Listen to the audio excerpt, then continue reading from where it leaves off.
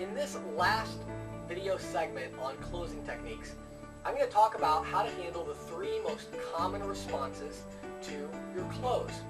Now again, we're not talking about a specific closing question, you're just going through the sales process, but at some point it's very likely that the merchant is going to give you one of these 3 responses. And they come in many various different forms, but you get the idea on these 3 responses. The first one is yes. Now, I think that sales agents in general spend far too little time concerned with yes. What are you going to say if the merchant says, yeah, I'm ready to go with it right now? More than you need to be prepared for no, you need to be prepared for yes.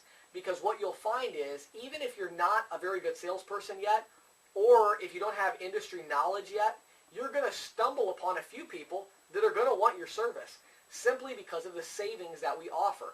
So for you to go in there, you're probably going to get a yes from a few people because they're going to go, you know, this guy doesn't seem like he knows what he's talking about, but I'm saving $100 a month, I'm switching. And so even if you don't know what you're doing, you're going to get a few yeses. And we want to make sure that you know how to handle a yes, even more than I want you to know how to handle a no. So when someone says yes, what do you say? I always say exactly the same thing. No matter how it comes, if they say yeah, or if they say, yeah, I'll give you a shot, or they say, sure, let's try it out, whatever they say, any form of yes, I always say the same thing. I say, great, I'm looking forward to working with you. Now, let me ask you one question, Bob, and I go right into an ownership question. Again, leading with questions. So I might say, they might say, you know, James, you seem like a good guy, you're a local business owner, I'm going to give you a shot. I'll say, great, Bob, I'm looking forward to working with you. Now, let me ask you one question, though. With that terminal there, do you want to keep that terminal, or would you like me to give you a free upgraded terminal? Because I can reprogram that one if you would like me to. I go right into an ownership question. So I first lock it in by saying, great, I'm looking forward to working with you. Make sure you acknowledge the yes. What will happen a lot of times is, the merchant will say, yeah, I'll give you a shot. And then what will happen is the rep will go into a yes or no question, and they'll say things like, you know, okay, well, now do you want me to get that set up for you right away? Or just something stupid like that, and I think I go out and train reps a lot, and I'll think to myself, what are you saying? You already got the sale. Don't say that. You want to say, great, I'm looking forward to working with you. Now let me ask you a question. And you go right into an ownership question. So you lock in the yes, you acknowledge it, then you move forward to an ownership question. Okay, the next most common response that you get, surprisingly, is not no.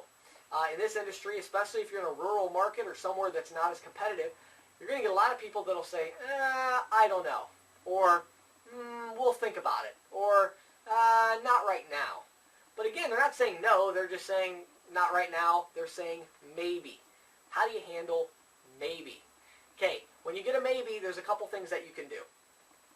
I always say this. I say something like, Bob, let me ask you a question. I know I've gone through all the savings with you. I'm sure you understand that from just purely a cost perspective, we're going to save you quite a bit of money.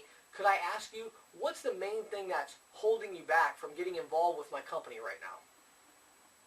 Get right to the heart of the issue. Just ask the question. They will be fine telling it to you, and a lot of times it's because they don't trust you. A lot of times it's because they're not sure about you yet.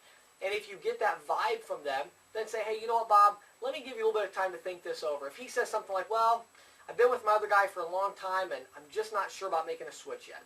I might say, Bob, I'm going to leave some information with you, and we'll talk about what information to leave in a moment. I'd say, Bob, I'm going to leave some information with you. Here's what I'd like to do. How about I give you a week to think this over? I'll come back next week, and I'll bring a letter of reference with me from someone here in the local community so you have a little bit better idea of the type of person that I am, and also some information about my company. Give you a little time to think this all over. Does that sound good to you? When you do that, Bob is immediately going to breathe a sigh of relief and think, wow, this guy's actually pretty honest. This is a good guy. He's local, and this is not going to be a problem. He's not pushing me into something I don't want to do.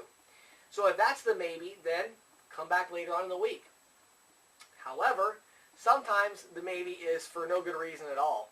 And they might say something like, well, I just don't believe that you're going to save me that kind of money. Now, if they say something like that, where they basically are just challenging your pitch and challenging what you're telling them and saying that it's not true, what I'll usually do is I'll ask them the question like this. I'll say, Bob, I totally understand your concern. I mean, you never even met me before, a few days ago. So let me ask you this. If I can show you a statement from another merchant that is saving the same amount of money that I'm offering to save you, would that be enough proof for you to switch to my company? Ask them that question. Usually they'll say yes. So I have no problem doing that. But again, we'll give you some other information you can present at the end of the deal. But it's a good idea to leave some information with them, and you might get them later on. The last tip I'll give you with those is schedule them as a follow-up. I usually schedule mine for 3 months down the road. Now, I know what you're probably thinking. Wow, that's a long time. Believe me, if you really are committed to this business, 3 months is going to go by in a hurry. And it's going to be so nice when 3 months from now, you pull out a stack of 20 or 30 businesses that told you maybe, and they all have an analysis already done. I mean, that's great. You can go back to them and you can have a huge week during that month. You go back to all those businesses, all 30. Hi, my name is James Shepard. I stopped by here earlier. Remember me, Bob? Great. Hey, I just wanted to stop back by and show you this analysis again. And I always have a reason why I came. I always say, I actually got the price down a little bit lower for you. Or, I actually am going to be able to give you a free terminal. Or, you know, these prices, they're probably going to go up soon, and I want to get you locked into the lower rate while I still can. Something like that. But I'm going to go back 3 months later, and I'm going to have a huge bank of leads to draw on, when I'm able to go back. So that's how you handle a maybe. Try to find out what the reason is. See if you can resolve the reason right away. And if you can't, then don't push it so far that you just totally lose that connection and that person doesn't like you anymore. You want them to like you. You want them to think of you in a good way. Think of you as professional. And then you can come back 3 months from now. One thing I've learned in this business, just because somebody won't switch today does not mean they won't switch 3 months or 6 months or 9 months from now. And I get sales all the time now that I talked to the first time a year ago. Because what happens is things will happen with their current processor. Or they'll see me coming back over and over and over again and say, wow, this guy's still in business. He must actually be serious about this processing thing. Maybe we should give him a chance. That's how you handle maybe. The last one, and the least important to be honest with you, is how to handle no. When you get to this point in the sales process, you're trying to close the deal, and they say, no, I don't want to do it. There's not enough savings for me. I'm just not interested. Something like that. Then the only thing left that you have to do there is give them one rebuttal, which normally I'll use the same one I use for maybe. I'll say, well, Bob, I'm a little confused. We are offering you great savings. I'm a local business owner. You're a local business owner. It seems like we should be doing business together. What is it that I'm not seeing? Again, let me repeat that one because I say this all the time to people. I say, Bob, I might be a little confused here, and I apologize if I missed something, but I'm a local business owner. You're a local business owner. I've showed you here that I can save you a substantial amount of money. It seems like we should be working together. What am I missing? A question like that will usually draw out the reason why they're telling you no, so at least you can address it. However, once you get past that point, either you're going to get them back into the sale or you're not. And if you can't, don't let that frustrate you. Anybody that's in sales understands you're going to get a lot of no's in order to get a yes. So if that happens, all you need to do is back up a little bit and say, well, Bob, let me ask you a question. Would you like me to email you some additional resources? Maybe once a month I could send you my merchant web email letter and just give you some information about my company. See what he says to that. If he still says no, say, okay, well, how about I swing back by in 3 months and see if you've had any changes? Would you like me to do that or not? Now, at that point, if he still says no, don't come back, then get rid of that guy, take him off your list, and don't mess with him anymore. That's a waste of your time. But a lot of times they'll say, sure, come back in 3 months and let's see where we're at then.